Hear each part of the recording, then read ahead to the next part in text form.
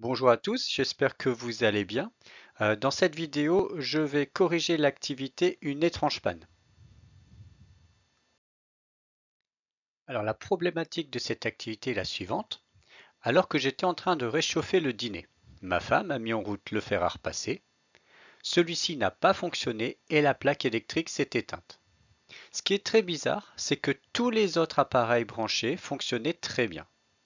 Mais que s'est-il passé? Alors, pour résoudre ce problème, vous aviez en document 1 une partie du plan électrique de la maison. Alors, ce genre de situation, on peut penser ici au disjoncteur général. Je pense que c'est une situation que vous avez tous connue. C'est-à-dire que quand vous branchez trop d'appareils en même temps, le disjoncteur ici se déclenche et en fait, plus aucun appareil ne fonctionne dans la maison. Alors, si on regarde le disjoncteur, on a un document qui précise à quoi il sert et on a là l'information suivante. Il coupe l'alimentation électrique de toute la maison en cas de court-circuit ou si la puissance totale de tous les appareils en fonctionnement dépasse la puissance souscrite. Alors en fait, chez vous, vos parents, ils ont souscrit une installation électrique avec une certaine puissance. Et si vous mettez trop d'appareils en même temps, ça va dépasser cette puissance et ça va entraîner le déclenchement du disjoncteur général. Mais ce qu'il faut remarquer ici, c'est que le disjoncteur général, il coupe l'alimentation électrique de toute la maison. Donc ce qui se passe, c'est que plus aucun appareil ne fonctionne. Or, ici, dans la problématique, on précise bien que tous les autres appareils branchés, eux, fonctionnaient très bien. Les seuls appareils qui ne fonctionnaient plus, c'était la plaque et le fer. Les autres appareils fonctionnent très bien. Donc on ne peut pas retenir l'hypothèse du disjoncteur général. Ce n'est pas lui qui est à l'origine de la panne.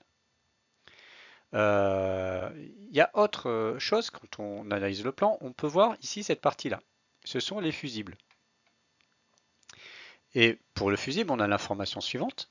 Si l'intensité du courant qui traverse le fusible est supérieure à celle indiquée, le fusible se déclenche et ouvre le circuit. Donc par exemple, ici, si l'intensité du courant ici dépasse l'indication du fusible, c'est-à-dire 16 ampères, donc si on a une intensité supérieure à 16 ampères, eh bien le fusible va se déclencher, il va ouvrir le circuit, et si le circuit est ouvert, eh bien le courant ne peut plus aller dans cette partie-là. Par contre, le courant peut toujours aller dans les parties ici. C'est-à-dire que les autres appareils, ils sont toujours alimentés en courant, donc les autres appareils fonctionnent très bien. Les seuls appareils qui ne fonctionnent plus si le fusible ici se déclenche, c'est la plaque, le fer et la cafetière. Alors pour la cafetière ici, elle n'était pas branchée ce soir-là, donc on n'a pas d'information. Mais en tout cas, ce qu'on peut voir, c'est que cette hypothèse-là, elle fonctionne bien pour le problème qui nous est posé. Donc ce qu'on va faire ici, on va calculer l'intensité du courant ici qui traverse la ligne, cette partie-là du plan électrique. Et si on trouve une intensité du courant supérieure à 16 ampères, ça veut dire que le fusible s'est déclenché. Et c'est probablement ce qui a été à l'origine de cette panne. Alors nous allons ici donc calculer l'intensité du courant qui traverse le fusible. On va reprendre donc cette partie du schéma électrique. Et donc, quelle intensité du courant ici traverse ce circuit? Enfin, traverse le fusible. Pour le savoir, on va utiliser la formule qui vous était donnée, à savoir P égale U fois I. Alors P, c'est bien entendu la puissance en watts, est égale à U, la tension en volts, fois I, l'intensité en ampères. Nous cherchons à calculer l'intensité du courant qui traverse ce fusible. Donc dans cette formule, nous allons isoler I. Je vais réécrire la formule. Donc U fois I égale P. Donc c'est la même formule mais écrite dans l'autre sens. Et si je veux trouver I, ici, si je veux isoler I, je vais faire passer U de l'autre côté. Ainsi, j'aurai I égale P divisé par U. Alors, dans un premier temps, je vais calculer l'intensité du courant qui traverse le fusible lorsque seulement la plaque est branchée.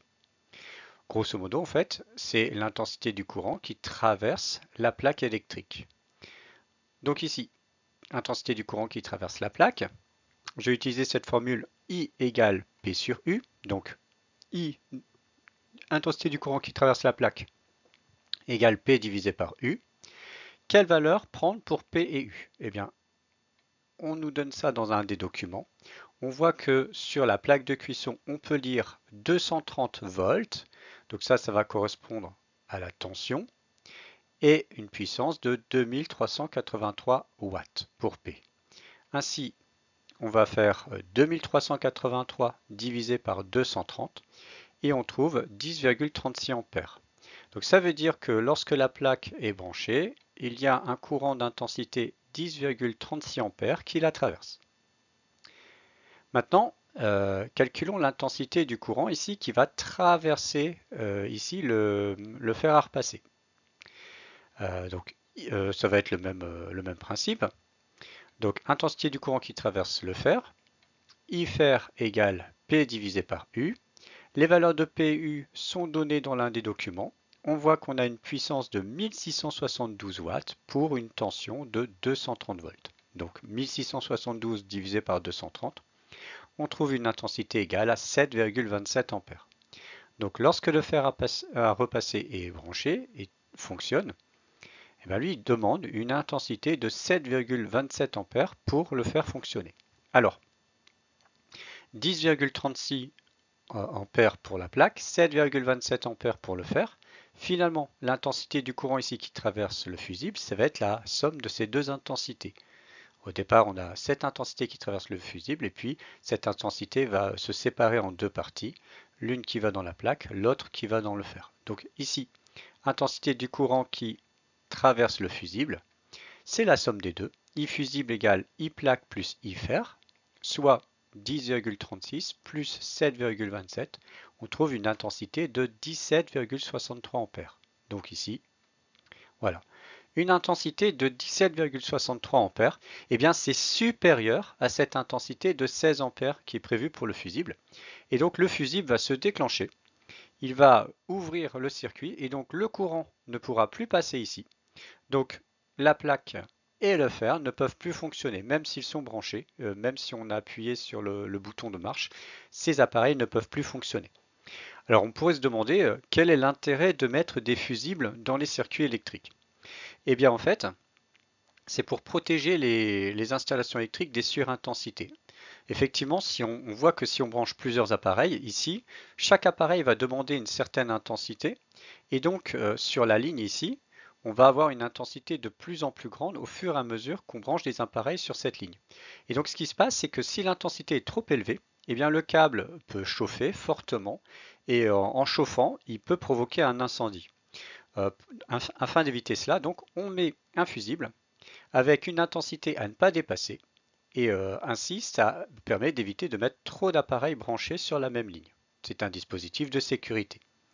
Donc voilà pour cette activité.